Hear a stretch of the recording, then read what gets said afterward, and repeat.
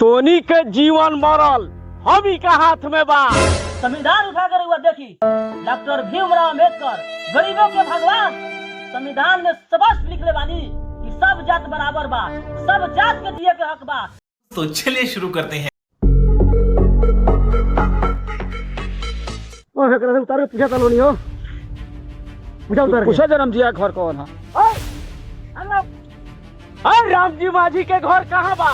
चली बताओ तनी। चल आधार रोपे कहे रहिले हो? तबियत खराब रहा वैसे ना आए चल। बहुत मन बड़ी हो गल बकरी का, इतना मन बड़ी हो गल बकरी बहुत मन मन राम जी हमरा चल चल चल।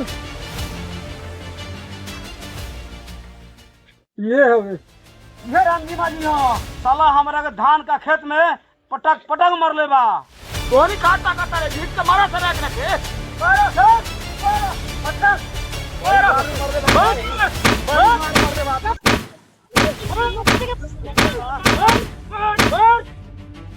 तू जरा बिल में ढूक गलू हम मुसहर में भसलो कहां ला चलबू?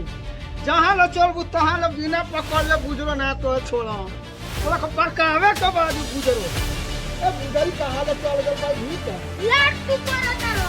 अरे बाबू तो मार के दुआ दे सो। अरे बाबू चल चल कहां अभी तो दुआ पर ए कौन बाबू से बड़ा जो था चल तक गल फाड़ी चल चल चल फरा हमरा बेटा का मारा मरल साले चल तेरे दुआ पर गान ना फाड़ दे बाबू साहब साले का तो बुझी हम।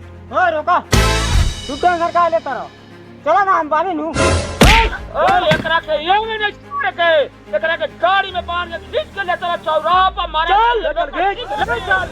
ए बाबू साहब बंद करी खूनी खेल, बहुत अत्याचार हो गए। कैसे खूनी खेल बंद कर दी? धान का खेत में मरले बा हमरा के हमर मान सम्मान नहीं के। ए बाबू साहब तोहर मान सम्मान घट आ सदियों से तोनी के हमनी के धोबी न कर पीछे आगल बड़ा तो हमनी के मान सम्मान कहां रहे? जल जंगल जमीन पर राज करे वाला आदिवासी हमनी के अगर प्यार से मांगबे ना तो जान दे भी सकिले और नफरत चाहिए ना तो जान ले भी सकिले।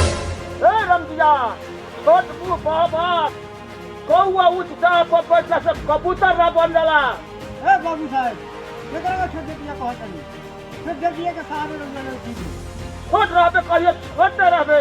ए बाबू साहब केकरा के नीच जात और केकरा के ऊंच जात बतावत नहीं। ई सब भेदभाव कइल रहुआ लोग के देन ह। द्वापर सतयुग त्रेता युग में जाके देखी कोनो नीच और ऊंच के वर्णन नहीं खे। जाति भाई जाति रहुआ लोग के बाटल ह। हमी का दुआर पर पले वाला कुत्ता बाड़े तोनी का जब चाही तब तोरा के मुआ सकतानी। तोनी के जीवन मरल हम ही का हाथ में बा। संविधान उठा कर हुआ देखी डॉक्टर भीमराव अम्बेडकर गरीबों के भगवान। संविधान में स्पष्ट लिखले बानी कि सब जात बराबर बा, सब जात के दिए के हक बा। हमरा कानून सिखावता है कहां जाइबे? एसपी लंग जाइबे कि कलेक्टर लंग जाइबे कि दरोगा लंग जाइबे? सब बीटा से लेके ऊपर ले हमरे बा। कहां जाइबे तू? कानून में जाइबे दबा जाइबे हमरा से। ई कोई पहिले कानून से हमनी शेष नाग बानी। तोर चेहरा हमरा आंख में पहुंच जाई तू जंगल में भी रहबे वहां तोरा के ढूंढ के मार दे। ए बाबू साहब अरे बाप रे कौन ना ढंग से नहीं घर में ढुक जाइले हमने वो ना ढंग जे रात वाला दिन भर जंगल में रहिलो छ। ओए देखले का बारे छ ये खरा के जाल में घेर के मारला छ बोला खन मार के घेर के डीए में पुलिस सर दरोगा हम देख लेम तोहनी के तक का ठाट लाबो एक लाठी में साला नहीं मुआ दे। सुनो कम शहर साला एक हो गेल बा भागही में भलाई बा भागो।